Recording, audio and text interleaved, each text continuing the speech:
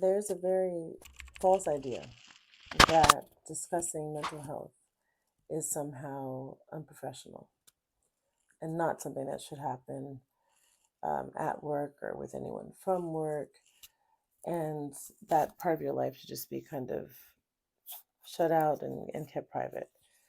And of course, your health information in general, and mental health is health, is for you to disclose only to the people that you need to.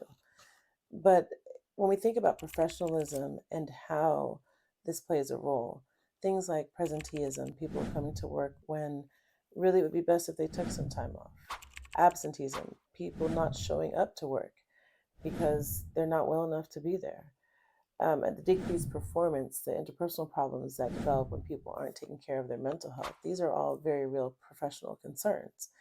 And it starts from the top down with setting that example.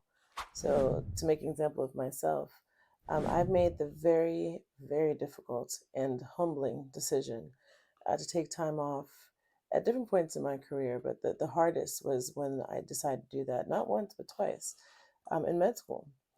And there are a number of factors that played into that decision, those decisions.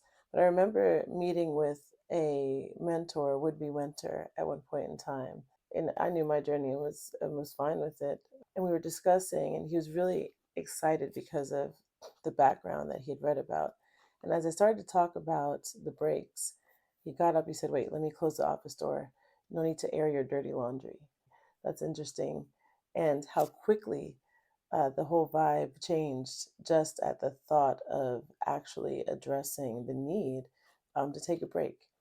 And both from a standpoint of high performing professionals and high performing athletes, and how we're pushed to just keep going, going, going, going, and ignore the signs that we need to take that time and that pressure to keep going. And this is a part of the reason that we see elevated rates of suicide in certain populations.